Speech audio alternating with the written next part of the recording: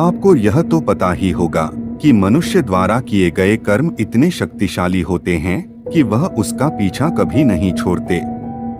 यहाँ तक कि मनुष्य की सद्गति, दुर्गति, अगला जन्म व अगले जन्म के भी सुख दुख सब मनुष्य के कर्मों पर ही निर्भर करता है। यह भी सत्य है कि आपके हाथों की रेखाएं प्रतिदिन बदलती रहती हैं। यह सब केवल कर्मों का ही खेल है। कर्म आपका पीछा कभी नहीं छोड़ते। कर्मों का फल इस जन्म में या अगले जन्म में किसी न किसी रूप में जरूर मिलता है।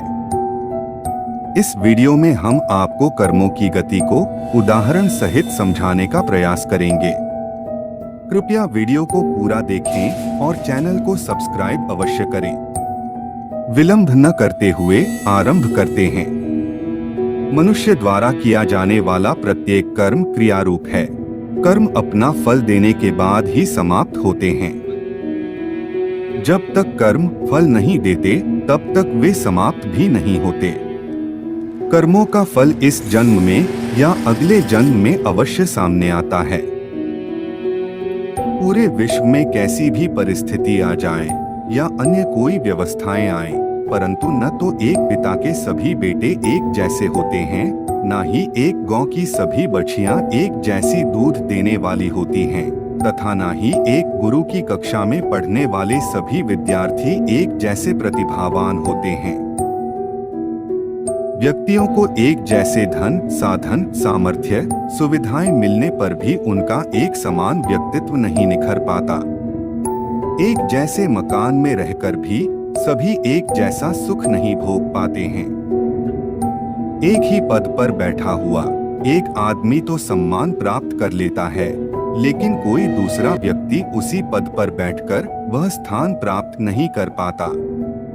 क्योंकि बाहर से आप कुछ भी ठीक कर लें, जो व्यवस्था परमात्मा की है, जो कर्मों का संविधान है, वह अपना कार्य अवश्य करेगा।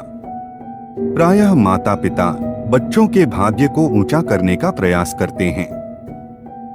वे सोचते हैं कि हमने इनका भाग्य बना दिया। भाग्य लिखने वाला मनुष्य नहीं, विधाता है। जो वह लिखते हैं वह जीवन में जरूर सामने आता है। मनुष्य किसी का भाग्य निर्माण नहीं कर सकता। मनुष्य का स्वभाव है कि वह हमेशा ही दूसरों को दोष देता है, लेकिन जो भी दुख हम भोग रहे हैं वे हमारे ही कर्मों के परिणाम हैं।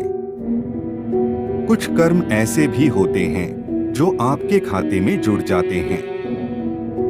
कर्मों में जो अच्छे हैं वे अच्छा फल देंगे और जो बुरे हैं वे बुरा फल देंगे। इसे हम कथा द्वारा और भी सरलता से समझने का प्रयास करेंगे। एक बार एक गांव में भगवान शिव का अति प्राचीन मंदिर था। वहां रोज एक पंडित और एक चोर आते थे। पंडित अत्यंत भक्तिभाव से शिवलिंग पर फल और दूध चढ़ाकर पूजा करता था।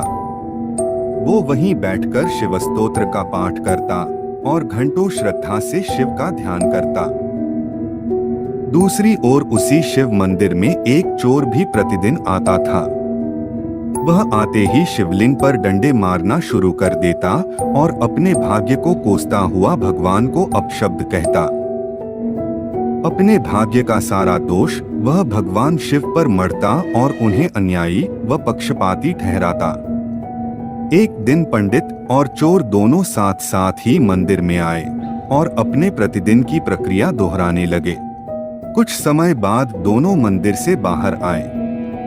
तभी चोर को द्वार के बाहर आने पर सोने के सिक्कों से भरी एक थैली मिली।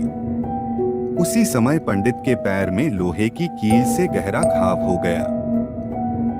सिक्के मिलने से चोर को अत्यंत प्रसन्नता हुई, परंतु पैर में गहरा घाव होने के कारण पंडित बड़ा दुखी हुआ और रोने लगा। तभी भगवान शिव वहां प्रकट हुए और पंडित से बोले, पंडित जी, आज के दिन आपके भाग्य में एक बहुत बड़ी घटना आपके साथ घटित होने वाली थी, किंतु मेरी पूजा करके अपने सत्कर्म से उस घटना को आपने केवल एक गहरे घाव में बदल दिया। और अगर इस चोर के बारे में बात करें तो आज के दिन इसे राजा बनकर राज सिंहासन पर बैठना था, किंतु इसके कर्मों ने इसे केवल स्वर्ण मुद्रा का ही अधिकारी बनाया। यह सब इस चोर के दुष्कर्म और आपके सत्कर्मों से ही संभव हो पाया। वस्तुतः अपना भाग्य निर्माता मनुष्य स्वयं ही होता है। यदि वह अच्छे कर्म करेगा तो सुपरिणाम के रूप में अच्छा भाग्य पाएगा, और अगर वह दुष्कर्म करेगा तो फलस्वरूप वह दुर्भाग्य का पात्र बनेगा। क्रिया की प्रतिक्रिया तो जरूर होती है, पर उस प्रतिक्रिया से बचने की विधि भी सीखनी चाहिए। जैसे डॉक्टर ने दवा दी और अगर दवाई का कोई प्रभाव नहीं हुआ तो कहा जाएगा कि डॉक्टर की दवाई बेकार है। ऐसे ही किसी व्यक्ति ने